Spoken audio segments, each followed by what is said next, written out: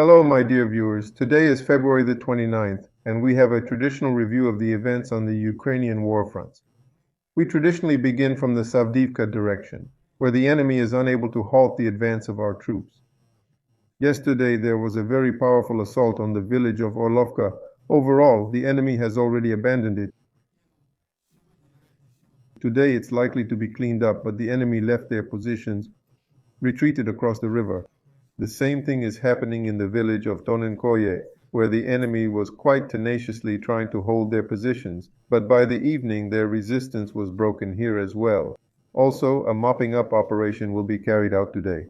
And yesterday evening, literally by nightfall, information arrived indicating that our forces had taken most of the village of Berdychi. Thus, the front line of Berdychi, Orlovka, and Tonenky has been broken. In fact, it has been breached in all three directions at once.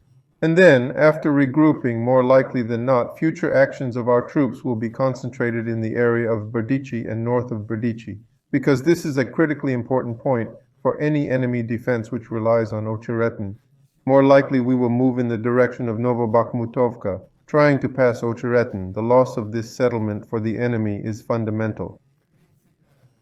If they lose Ocheretin, accordingly we will liberate it. All the defense lines that they've drawn there will be under threat, and also in the near future expect our movement south of Tonenky, between Tonenky and Pervomaisky. Here it's pretty convenient front configuration for further offensive operations, in order to get further into the flank of enemy groupings resisting in Pervomaisky and Netelovo. After that, all the main events on the Avdiivka, or rather Donetsk front, will be concentrated in two places. This is Ocheretin, which I've already spoken of, and Krasnohorivka, where yesterday it was also a fierce battle. The enemy claimed that by evening he was able to drive out our units from the southern part of Krasnohorivka. For this he attracted the 1st and 2nd battalions of the 3rd Brigade of the NGU, which acts as a fire station on this sector of the front for the enemy. Meanwhile, our command published the arrival of a 1.5-ton bomb at the Krasnogohorovsky brick factory, where apparently the same Azov soldiers were preparing for the strike. That is, the battles for Krasnoy are very, very fierce. And I think that in the coming days, the ferocity here will only intensify. The next most important battle happens to be the Battle of Chasiv Yar, where our troops continue to attack the enemy. They are slowly advancing in Ivanovskoye and also north of Ivanovskoye, trying to dislodge the enemy from positions on the eastern outskirts of Chasiv Yar. A very fierce battle is underway, moving forward literally several strongholds a day. Again, let me remind you that the enemy tried to counterattack the day before. He was defeated and his reserves were thrown back. It was a very fierce battle and also fundamentally important. It's important to note why I mentioned this more than 10 days ago, right after the Avdiivka operation, that if we manage to conquer Chasiv Yar, it will create a catastrophically threatening situation for the enemy in the Toretsk area, which would be just as disastrous, if not more so, as the defeat in Avdiivka. That's exactly why I believe that gradually the intensity and the fierceness of the fights in the Donetsk sector will move northward. This too is potentially dangerous for the enemy.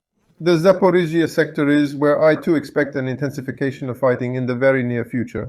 And traditionally in the northern direction, despite the ongoing fighting here, generally they've been only a distraction, even though there were hints yesterday that there will be more fighting here as well. In the near future, a local offensive operation was carried out. We'll talk about this a bit later. And I can't help mentioning today the enemy's botched landing attempt on the Tendra Spit.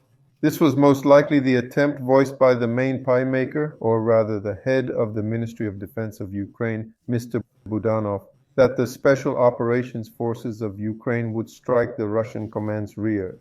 A large batch of Ukrainian saboteurs from the 73rd Special Forces Unit was annihilated. About 20 men were killed, 1 was taken prisoner, and the enemy lost 4 boats. According to official statements, our troops, expecting an attack in this region, only had a few injuries.